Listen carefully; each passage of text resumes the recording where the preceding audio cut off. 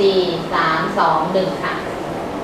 สวัสดีครับนิสิตนักศึกษาและบุคคลภายนอกทุกท่านนะครับที่เข้ามาฟัง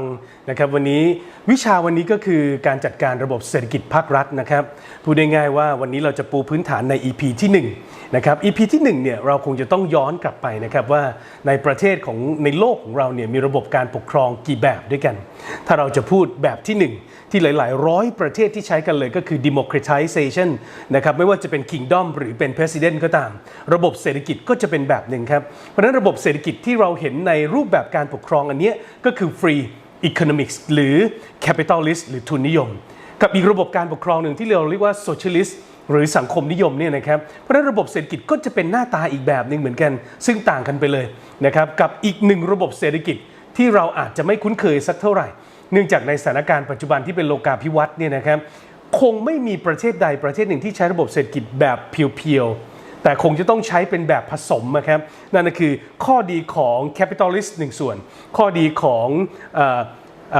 คอมมิวนิสต์หนึ่งส่วนเข้ามาผสมกันเพราะนั้นระบบเศรษฐกิจแบบที่3ที่เราจะคุ้นเคยกันก็คือระบบแบบผสมนะครับทีนี้เรามาดูกันเรื่องของระบบเศรษฐกิจแบบเสรีนิยมก่อนนะครับนั่นคือ free economy หรือ capitalist มันเป็นยังไงเพราะฉะนั้นระบบเศรษฐกิจที่เราคุ้นเคยกันเนี่ยเราเห็นว่าถ้าเป็นระบบเสรีนิยมเนี่ยนะครับคนที่เป็นเจ้าของกระบวนปัจจัยการผลิตเนี่ยมันมีเสรีภาพนะครับในการดำเนินกิจกรรมทางเศรษฐกิจเต็มที่เลยนะครับไม่ว่าจะเป็นทรายทุกเม็ดหินทุกก้อนนะครับเขามีสิทธิ์ที่จะเป็นเจ้าของเพราะฉะนั้นโดยที่รัฐบาลเนี่ยจะไม่เข้าไปเกี่ยวข้องนะครับหรือแทรกแซงในกระบวนการดำเนินการกิจกรรมทางเศรษฐกิจใดๆก็ตามเพราะฉะนั้นรัฐก็ทำหน้าที่แค่ใช้คำว่า comfortable นะครับก็คือสะดวกสบายนะครับจัดสรรอำนวยความสะดวกให้กับภาคเอกชนนะครับแล้วก็สร้างในเรื่องของสาธารณูปโภคสาธารณูปการเพราะฉะนั้นรัฐบาลมีหน้าที่อะไรในระบบเศรษฐกิจแบบเสรีนิยมนั่นก็คือไฟฟ้าประปาโทรศัพท์จัดสรรให้เขาให้ดีครับเพราะฉะนั้นคนที่มาลงทุนจากต่างประเทศเนี่ยเขาก็จะได้มันสะดวกสบายนะดังนั้นเราจะเห็นครับว่าในส่วนของ privatize ในส่วนของภาคเอกชนเนี่ยจะเป็นคนที่ decision making คือตัดสินใจนะครับว่าฉันจะแก้ปัญหาพื้นฐานทางเศรษฐกิจอย่างไรฉันจะใช้ระบบอะไรเป็นเครื่องในการตัดสินระบบเศรษฐกิจตัวนี้เพราะฉะนั้นส่วนใหญ่เสรีนิยมเนี่ยนะครับก็ใช้ระบบราคาเรื่องของ price ราคาสำคัญเรื่องของระบบตลาดนะครับมันก็ช่วยให้การตัดสินใจเนี่ยนะครับว่าเราจะผลิตอะไรนะครับผลิตอย่างไรนะครับทีนี้เนี่ยราคาเป็นตัวกำหนดว่าผู้บริโภคเนี่ยจะมีมากน้อยแค่ไหนนะครับแล้วก็ผู้ผลิตเนี่ยนะครับจะมีจำนวนเท่าใดเพราะฉะนั้นโลกของแห่งความเป็นเสรีเนี่ยนะครับเราก็จะเห็นว่าระบบเศรษฐกิจแบบ capitalist นั้นกำไรเรื่องของ benefits ผลประโยชน์เนี่ยนะครับกำไรเป็นเรื่องของแรงจูงใจในการผลิตเพราะฉะนั้นอันนี้ก็เป็นอีกประเด็นหนึ่งทีนี้มันก็เห็นว่าระบบเศรษฐกิจแบบเสรีนิยมเนี่ยนะครับจะมีการในเรื่องของการแข่งขัน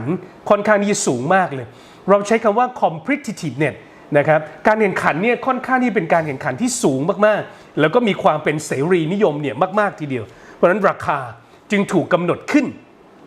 นะครับโดยอุปสงค์นะครับแล้วก็อุปทานของตลาดเนี่ยเป็นหลักทีเดียวนะครับเพราะนั้นเนี่ยระบบเศรษฐกิจแบบเสรีนิยมนั้นจึงเป็นอะไรที่ค่อนข้างที่จะแพร่หลายทีนี้หลักการสำคัญของระบบเศรษฐกิจเสรีนิยมเนี่ยมันมีหัวใจหลักเนี่ยอยู่ประมาณสัก5ข้อด้วยกันนะครับต้องขอกราบขอบพระคุณนะครับข้อมูลจากมหาวิทยาลัยสุโขทัยธรรมาธิราชด้วยนะครับท่านสรุปมาอย่างดีเลยครับว่าหลักการสำคัญของระบบเศรษฐกิจแบบเสรีนิยมที่เรียกว่า capitalist เนี่ยนะครับก็คือ1เราจะถือสิทธิ์ในเรื่องของทรัพยากรสำคัญมากๆเลยเพราะฉะนั้นระบบเศรษฐกิจแบบเสรีนิยมเนี่ยนะครับที่เรารู้จักกันดีเนี่ยเราจะเห็นว่าไอ้ทุนนิยมเนี่ยมันยอมรับในเรื่องของกรรมสิทธิ์นะครับแล้วก็ยอมให้หน่วยธุรกิจหรือเอกชนเนี่ยเป็นเจ้าของทรัพย์สินได้นะครับแล้วก็ปัจจัยตลอดจนปัจจัยในการผลิตต่างๆนี่เยอะมากๆทีเดียวเพราะฉะนั้นข้อดีข้อที่1ของระบบเศรษฐกิจแบบเสรีก็คือเอกชนสามารถถือกรรมสิทธิ์นะครับในทรัพย์เหล่านี้แล้วเขาก็มีสิทธิเสรีภาพในการจัดการกระทำใดๆของทรัพย์ของตนก็ได้อันนี้ประเด็นที่1นะครับต่อมาประเด็นที่2ครับเสรีภาพในการประกอบการเราเห็นว่าในส่วนของเสรีนิยมเนี่ยนะครับเรื่องของ capitalist เนี่ยนะครับปัจเจกบุคคลกลุ่มบุคคลหรือองค์กรหรือหน่วยงานธุรกิจต่างๆมีความเป็นเสรีภาพครับอย่างเต็มเปี่ยมเลยเพราะฉะนั้นในการประกอบกิจการของเขาเนี่ยเขามีสิทธิเสรีภาพมากๆเพราะฉะนั้นการจัดการดำเนินการโดยเฉพาะปัจจัยการผลิตเนี่ยนะครับแล้วก็ทรัพย์สินของตนเองเนี่ยค่อนข้างจะอิสระค่อนข้างจะอินดิเพนเดนต์เลยนะครับเพราะฉะนั้นปราศจากการควบคุมของรัฐโดยสิ้นเชิงทีเดียวประเด็นหัวใจสำคัญของระบบเศรษฐกิจแบบเสรีนิยมที่เรียกว่า capitalist ข้อที่3คือ กำไรครับเป็นเครื่องจูงใจเพราะฉะนั้นระบบเศรษฐกิจเสรีเนี่ยมันก็หมายถึงกำไรซึ่งเป็นส่วนของผลที่ได้จากการเพิ่มขึ้นจากการทำธุรกิจนะครับเพราะฉะนั้นการลงทุนเป็นสิ่งสำคัญมากครับในการจูงใจของหน่วยการผลิตต่างๆทีนี้ถ้าเขามีเสรีแบบนี้กำไรนั้นเป็นส่วนของเขาแล้วเขาก็พร้อม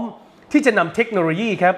มาพัฒนากระบวนการผลิตให้ทันสมัยอยู่เสมอแล้วก็ถ้าเขามีเทคโนโลยีที่ทันสมัยมันจะช่วยลดต้นทุนครับในการที่จะดำเนินการพอลดต้นทุนแล้ว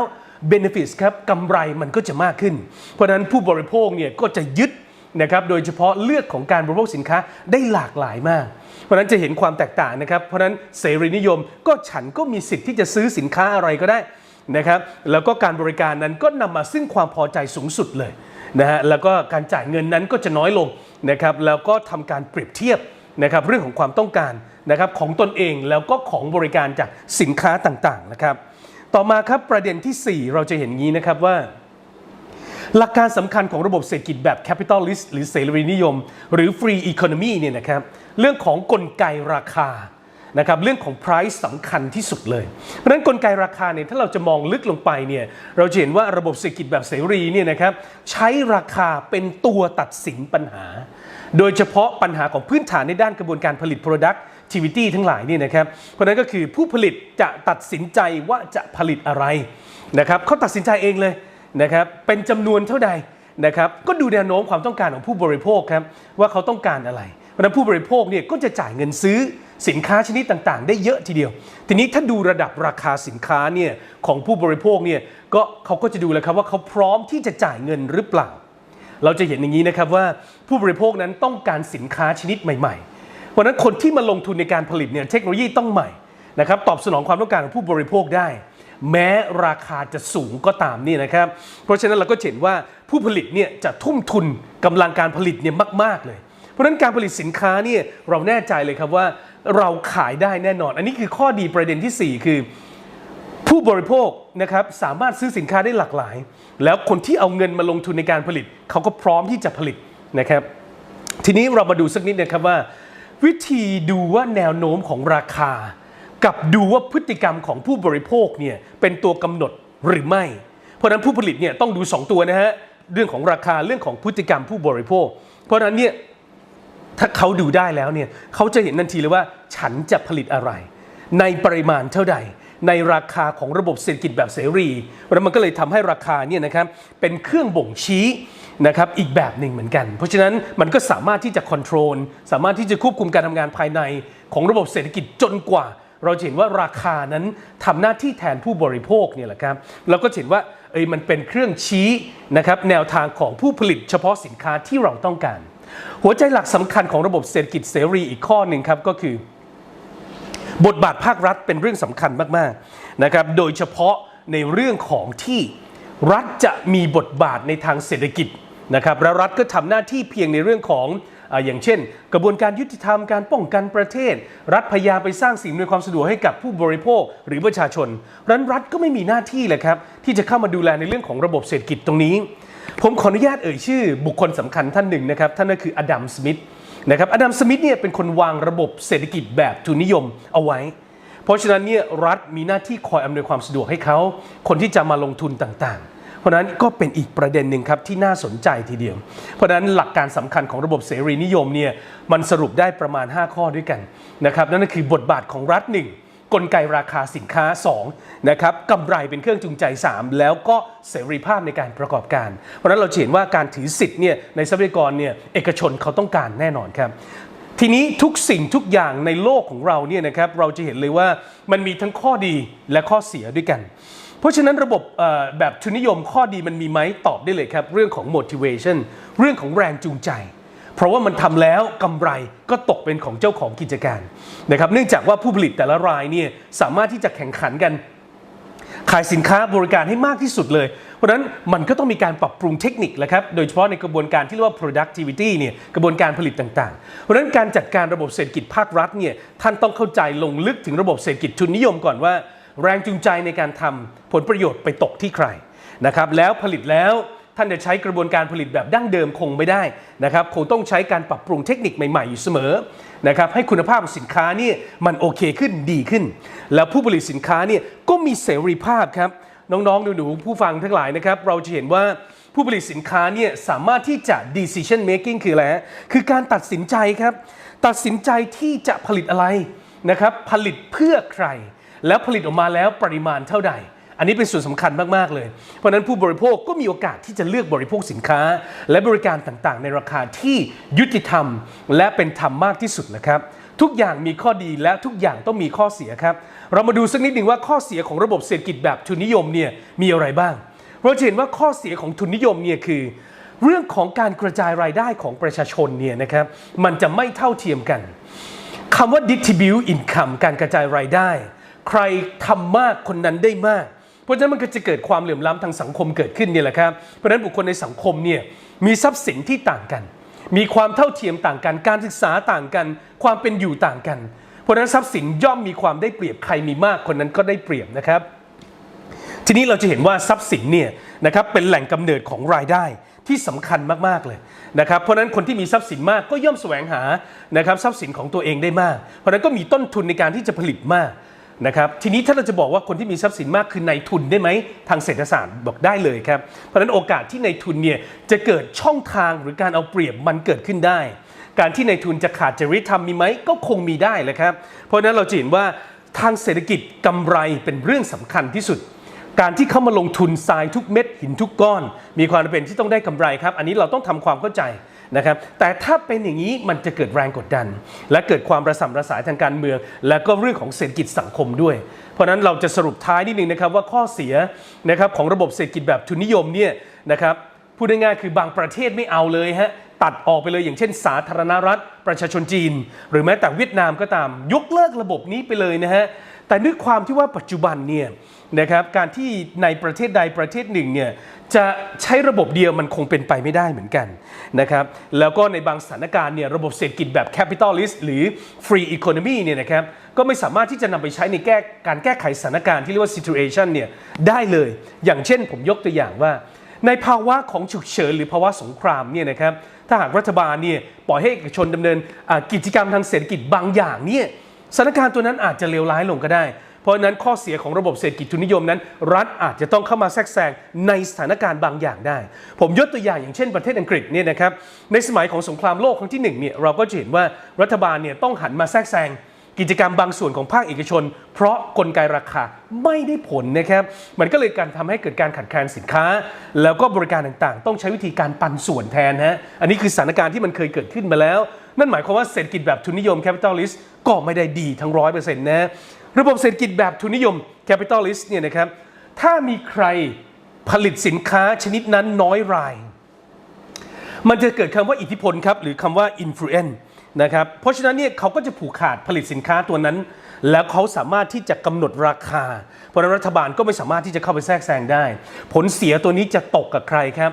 น้องๆหนูๆนิสิตนักศึกษาและคุณผู้ฟังนะฮะเราเห็นว่ามันจะตกกับผู้บริโภคแน่นอนเพราะฉะนั้นคำว่าทุนนิยมนะครับถ้าเขาผูกขาดสินค้ามากราคาเขาอัพขึ้นเลยผลเสียตกที่เราครับคือผู้บริโภคแล้วที่สำคัญคือผู้ใช้แรงงานคนที่เข้าไปอยู่ในกลุ่มของกระบวนการผลิตโรงงานต่างๆถูกเอาเปรียบแน่ฮะแล้วก็ราคาสินค้าก็จะมีราคาที่สูงขึ้น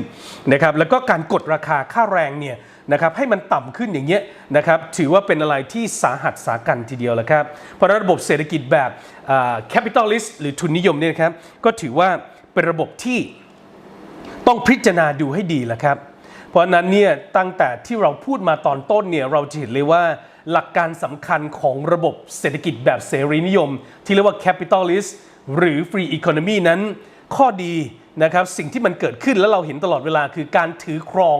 กรรมสิทธิ์ในทรัพย์สินเพราะนั้นระบบเศรษฐกิจแบบเสรีนิยมนั้นเป็นทุนนิยมที่ยอมรับได้โดยเฉพาะในเรื่องของกรรมสิทธิ์อันนี้ประเด็นที่1นะครับประเด็นที่2คือเสรีภาพในการประกอบการนะครับการที่จะเป็นปัจเจกบุคคลหรือกลุ่มบุคคลหรือองค์กรหรือหน่วยงานต่างๆเนี่ยนะครับเขามีเสรีภาพนะครับในการที่จะประกอบการอย่างเต็มที่กระบวนการผลิตของเขาเลยนะครับเพราะนั้นก็ปราศจากการควบคุมนะครับและ3ครับเรื่องของ benefits เรื่องของกำไร เป็นเครื่องจูงใจในระบบเศรษฐกิจและกำไรก็เป็นผลที่เกิดขึ้นจากการผลิตของเขาสามารถที่จะนำเข้าตัวเองได้นะครับเพราะฉะนั้นเนี่ยถ้านำเทคโนโลยีเข้ามานะครับเกิดกำไรสูงสุดค่าใช้จ่ายน้อยนะครับเพราะนั้นก็จะเห็นเลยว่ากำไรนั้นเป็นเครื่องจูงใจทีเดียวนะครับประเด็นที่ 4 กลไกราคาถ้าเราไม่มีเรื่องของกลไกในการผลิตเรื่องของราคามันก็จะเกิดปัญหาในขั้นตอนของพื้นฐานครับเบสิกในการผลิตเลยนั้นผู้ผลิตตัดสินใจได้เลยครับว่าจะผลิตอะไรผลิตจำนวนเท่าใดผมสรุปอีกรอบนะฮะและแนวโน้มที่เราจะผลิตซ้ำนะครับมีมากแค่ไหนอย่าลืมนะครับศึกษาพฤติกรรมของผู้บริโภคด้วยเพราะฉะนั้นเนี่ยการจัดการระบบเศรษฐกิจภาครัฐเนี่ยถ้าเราไม่เข้าใจไอ้4กลไกตัวนี้โดยเฉพาะราคาการถือกรรมสิทธิ์ครอบครองการมีความเป็นอิสระในการผู้ประกอบการนะครับเพราะนั้นคุณก็จะมีปัญหาแน่นอนเพราะนั้นเนี่ยสินค้าที่มีจำนวนมากเนี่ยแม้ราคาจะสูงแต่ถ้าตรงตามความต้องการของผู้บริโภคเขาซื้อครับเขาซื้อแน่นอนเพราะนั้นท่านมาผลิตเท่าไหร่ขายหมดแล้วครับแล้วก็วิธีที่เราจะดูว่าไอ้ราคาหรือแม้แต่พฤติกรรมของผู้บริโภคก็ตามเนี่ยนะครับอันไหนเป็นตัวที่เราตัดสินใจได้พฤติกรรมผู้บริโภคสำคัญเพราะฉะนั้นการจัดการระบบเศรษฐกิจแบบทุนนิยมถ้าเราไม่เข้าใจพฤติกรรมของคนที่จะซื้อของเราผลิตออกมาขายไม่ได้แน่นอนครับเพราะว่ามันไม่ตรงตามความต้องการของคนที่จะซื้อหรือผู้บริโภคเพราะฉะนั้นราคามันจะทำหน้าที่แทนผู้บริโภคแล้วก็ชี้ให้ผู้ผลิตเนี่ยผลิตสินค้าที่ต้องการออกมาสรุปประเด็นสุดท้ายนะครับก่อนที่จะหมดเวลาใน EP ที่1เนี่ยเราเห็นว่าข้อดีของระบบเศรษฐกิจแบบทุนนิยมเนี่ยนะครับคือแรงจูงใจในการที่จะทำเพราะกำไรที่มันเกิดขึ้นจะตกเป็นของเจ้าของกิจการการผลิตอะไรก็ตามถ้าใช้เทคโนโลยีแบบดั้งเดิมไม่ทันครับคงต้องดึงเทคโนโลยีเข้ามาปรับปรุงกระบวนการผลิตต่างๆให้สินค้ามันดีขึ้นและที่สำคัญคือผู้ผลิตมีเสรีภาพในการที่จะผลิตสินค้าผลิตอะไรขีดเส้นใต้นะครับผลิตเพื่อใครแล้วก็ผลิตมาปริมาณเท่าใดสุดท้ายผู้บริโภคมีโอกาสที่จะเลือกในการซื้อสินค้าอย่างเป็นธรรมนะครับเพราะนั้นข้อเสียที่เราเห็นเนี่ยนะครับเราก็เห็นเลยว่าระบบเศรษฐกิจแบบทุนนิยมนั้นคือถ้าผูกขาดสินค้าน้อยรายสินค้าตัวนั้นเจ้าของกิจการจะเป็นผู้มีอิทธิพลเลยครับสามารถกำหนดราคาหรืออะไรต่างๆได้มากมายเพราะนั้นมันก็จะทำให้เกิดการที่ไม่กระจายนะครับเพราะนั้นประชาชนก็จะไม่เกิดความเท่าเทียมกันทีนี้เนี่ยการเอารัดเอาเปรียบจากกระบวนการของผู้ที่ลงทุนหรือผู้ที่มาผลิตเนี่ยก็จะเกิดขึ้นให้เห็นเพราะฉะนั้นไอ้คำว่าขาดจริยธรรมในระบบของทุนนิยมเนี่ยจึงเกิดขึ้นแน่นอนครับเพราะฉะนั้นในประเทศหลายๆประเทศจึงใช้แบบผสมซะเป็นส่วนใหญ่ไม่มีหรอกครับประเทศไหนก็ตามที่ใช้ระบบแบบเสรีนิยมแบบเดียวนะครับเพราะสถานการณ์ของโลกปัจจุบันที่เป็นโลกาภิวัตน์เนี่ยเราก็เห็นเลยว่าสถานการณ์ตัวนั้นเนี่ยมันทำให้เราเนี่ยต้องใช้แบบผสมตามสถานการณ์ปัจจุบันนะครับเดี๋ยวเราติดตามใน EP 2 ต่อนะครับว่าระบบเศรษฐกิจแบบที่2ที่เรียกว่าโซเชียลิสต์นั้นหรือสังคมนิยมจะต่างจากแคปิตอลิสต์ยังไงเดี๋ยวกลับมาครับ